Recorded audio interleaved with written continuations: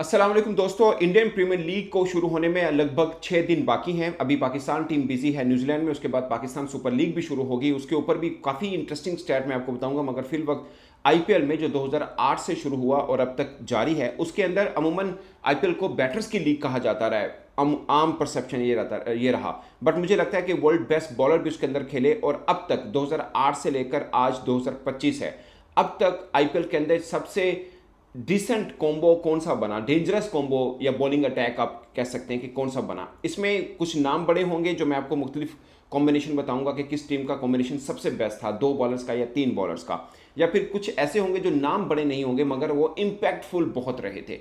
और उसमें एक एक आधा बांग्लादेश का और एक पाकिस्तानी बॉलर भी शामिल है, वो आपको बताऊंगा। अगरचे पाकिस्तानी क्रिकेटर्स जो थे 2008 में खेले थे 11 क्रिकेटर्स, उसके बाद नहीं खेल पाए, पाबंदी लग गई और अभी तक पाकिस्तान क्रिकेटर्स जो हैं आईपीएल के अंदर नहीं खेल रहे हैं। मगर मुख्तलिफ सीजन में 2008, 9, 10, 11 और अब तक कौन कौन से डेंजरस बॉलिंग अटैक रहे वो मैं आपको बताऊंगा। और आपने अपना बताना है कि आपकी नज़र में सबसे लीथल बॉलिंग कॉम्बो कौन सा बना था आईपीएल की किसी भी एक फ्रेंचाइज में। तो 2008 से शुरू करते हैं। ये नाम दो बड़े हैं मगर इनका इम्पैक्ट उतना नहीं था जितना 2008 में एक और बॉलिंग पेयर का था, वो मैं आपको बताऊंगा। मगर सबसे जो डेंजरस नज़र आया 2008 में दिल्ली की तरफ से मैग्रा और मोहम्मद आसिफ, पाकिस्तानी मोहम्मद आसिफ और ऑस्ट्रेलिया के मैग्रा, ये इनका कॉम्बो बना था जो बहुत उस वक्त चर्चे में भी रहा। मगर मैग्रा बिल्कुल अपने के जिसे बोलते हैं रिटायरमेंट के करीब करीब थे।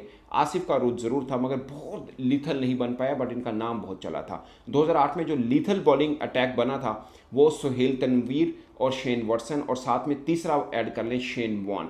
ये तीनों ज़बरदस्त इन्होंने बॉलिंग की थी और राजस्थान रॉयल को जीत भी दिलाई थी। सुहेल तनवीर को पर्पल कैप भी मिला था। तो 2008 में जो मोस्ट इम्पैक्टफुल बॉलिंग अटैक बना था वो शेन वॉटसन, सुहेल तनवीर और शेन वॉन, इनका ट्राइका कह लीजिए या शेन वॉटसन और सुहेल तनवीर का कॉम्बो कह लें, ये बड़ा ज़बरदस्त बना था। फिर 2009 के अंदर, अब जो नाम है आपको दोनों नाम बड़े नहीं लगेंगे मगर इनका इम्पैक्ट बहुत ज़बरदस्त था और दक्कन चार्जर को शायद इन्होंने जीत भी दिलाई थी अगर मैं रॉन्ग नहीं हूँ तो।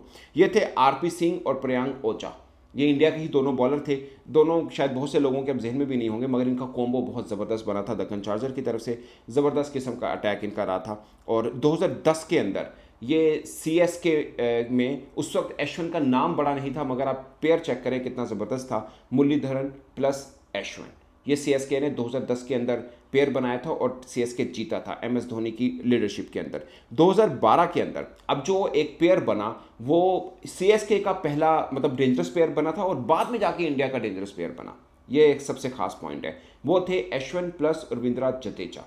ये बाद में इंडिया का टेस्ट का भी डेंजरस बना और उसके बाद मुख्तलिफ मतलब फॉर्मेट के अंदर इंडिया का बहुत लीथल अटैक बना था, स्पिन अटैक समझ लीजिए। मगर ये पहले सी एस के का बना था और ज़बरदस्त किस्म का इनका पेयर रहा था। फिर 2013 में बुमराह और मलिंगा फर्स्ट टाइम इकट्ठे हुए थे मुंबई इंडिया के अंदर। बुमराह और मलिंगा, अगरचे बुमराह का जैसा आज है परसेप्शन उस वक्त थोड़ा सा वो था, शेकी था, और मलिंगा दोनों का फर्स्ट टाइम बना था, बहुत इंपैक्टफुल नहीं बना। उसके बाद इन दोनों का इंपैक्टफुल बना था, कब वो मैं आपको बाद में बताऊंगा। और ये उस टाइम पीरियड की बात है जब बुमराह की बॉलिंग इतनी अच्छी नहीं थी और मुंबई इंडिया उनको ड्रॉप करना चाह रही थी और रोहित शर्मा ने रेजिस्टेंस की थी। उन्होंने बोला कि ये आने वाले दिनों में बड़ा बॉलर बनेगा, इनको अपनी टीम के साथ जोड़ के रखिए।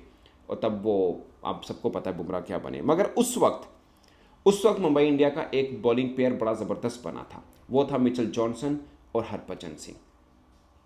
ये 2013 की मैं बात कर रहा हूँ, मुंबई इंडिया जीती भी थी। अगरचे फर्स्ट पेयर बना था बुमराह और मलिंगा का मगर इतने इफेक्टिव नहीं थे जितने हरभजन और मिचेल जॉनसन थे।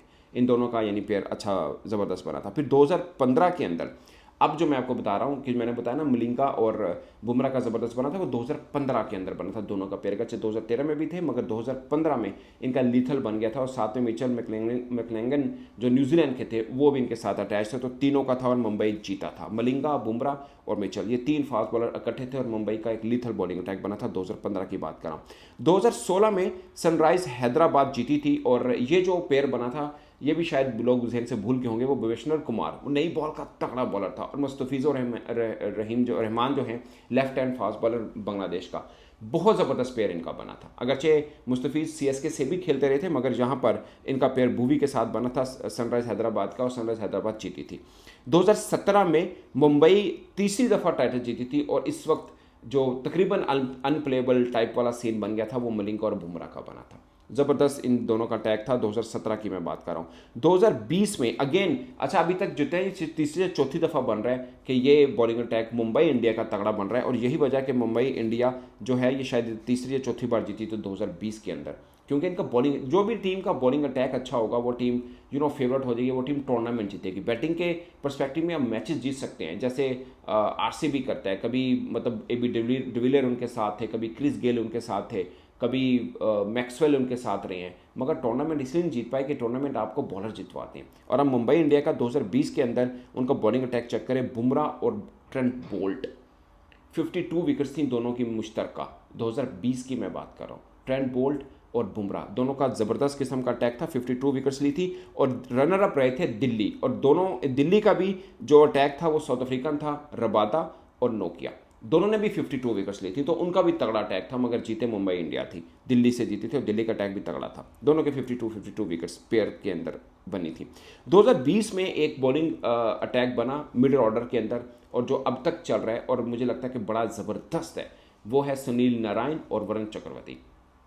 आपको मालूम है उसके बाद वरुण चक्रवर्ती इंडिया की टीम में भी आए, अगरचे इंटरनेशनली वो ज़्यादा छाप नहीं छोड़ पाए थे उस वक्त, अब तो खैर वो इंटरनेशनली भी ज़बरदस्त किस्म के मिस्ट्री स्पिनर बने, मगर 2020 के अंदर सुनील नारायण और वरुण चक्रवर्ती का एक केकेआर की तरफ से बना था, और केकेआर जीती भी थी, लास्ट टाइम जीती थी शायद, बट वरुण चक्रवर्ती और केकेआर का जो है 2020 के अंदर पेयर बनना शुरू हुआ और बड़ा लीथर पेयर बना था। फिर 2022 के अंदर एक नया पेयर बना जो गुजरात टाइटन की तरफ से बना था, राशिद खान और मोहम्मद शामी। मैं राशिद खान के हवाले से एक बात बता दूं, राशिद खान पाकिस्तान सुपर लीग के अंदर लाहौर कलंदर से भी खेले थे, शायद 2 या 3 ऑडिशन खेले थे, उनमें से 2 तो जीती थी लाहौर कलंदर, और उसकी वजह राशिद खान बने थे। अगरचे उस वक्त शहीन शाह अफरीदी भी ज़बरदस्त बॉलिंग करते थे, शहीन शाह अफरीदी, हारिस रऊफ, जमान खान, ये तीनों ज़बरदस्त बॉलिंग उस वक्त कर रहे थे, और राशिद खान आके बीच में किसी को खेलने नहीं देते थे। मुझे याद है ना, वो रिजवान भी अच्छा खेल उस वक्त अच्छी फॉर्म में थे, और बाबर आजम भी अच्छी फॉर्म में थे, मगर ये ज़बरदस्त बॉलिंग अटैक बना था पीएसएल के अंदर। मुझे लगता है पीएसएल की हिस्ट्री में इससे अच्छा अटैक कोई और होगा नहीं। शहीन शाह अफरीदी, हारिस रऊफ, जमान खान और राशिद खान,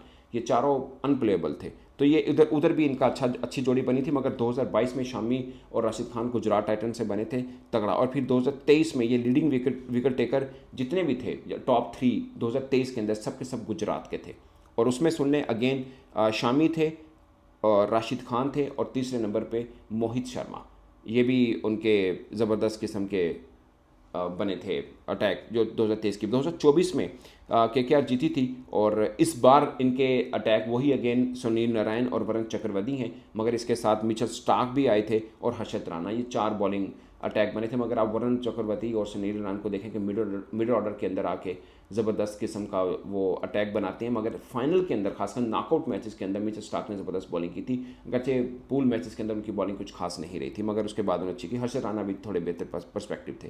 तो दोस्तों ये मुख्तलिफ पेयर बनते हैं, इसमें ज़्यादातर नाम किसी पेयर के साथ अगर आ रहा है तो वो बुमराह का आ रहा है, जसप्रीत बुमराह। शायद 2016 से मैंने बताया था आपको कि वो जोड़ी बनी थी उनकी मलिंगा के साथ, सॉरी 2013 से बनी थी बुमराह और मलिंगा की फर्स्ट टाइम जोड़ी। उसके बाद 2-3 बरस के बाद बुमराह ज़रा निखर के सामने आए थे, मगर मुख्तलिफ बॉलर्स के साथ उनका पेयर बना और शानदार बना। उनका मैंने आपको बताया मलिंगा के साथ भी बने, इसके अलावा ट्रेंट बोल्ट के साथ उनका पेयर बना था, वो भी बड़ा ज़बरदस्त था। दोनों ने मिला के शायद मैंने उन्हीं का बताया ना कि आपको मलिंगा और बुमराह का मुझे लगता है कि ज़्यादा डेंजरस था, और ये ओवरऑल था। तो दोस्तों इन सारों के अंदर नाम वाइज अगर देखा जाए तो मुझे सबसे अच्छा अगर पेयर लगा तो वो मोहम्मद आसिफ और मैकरा का लगा, नाम वाइज। ऑफ कोर्स इम्पैक्टफुल उतना नहीं था, इम्पैक्टफुल सबसे ज़्यादा अगर जो लगा वो मलिंगा और बुमराह का था। दोनों बुमराह का टफ बॉलिंग एक्शन है, रीड करना मुश्किल होता है, स्लिंगी एक्शन है मलिंगा का भी, तो दोनों को खेलना, फिर दोनों T20 स्पेशलिस्ट भी हैं और दोनों यॉर्कर स्पेशलिस्ट भी हैं, तो दोनों एक ही टीम के अंदर खेलते। जब मलिंगा का भी अरूज था तो लिथल ही होगा। मुझे लगता है कि ओवरऑल इम्पैक्ट वाइज देखा जाए तो बुमराह प्लस मलिंगा सबसे IPL के अंदर पेयर, डेंजरस पेयर आप इसको कह सकते हैं। आपकी नज़र में कौन सा डेंजरस है, आप अपनी राय कमेंट के सूत्र में जरूर बताएगा। मेरी तरफ से इतना ही, इजाज़त दीजिए, अल्लाह हाफिज़।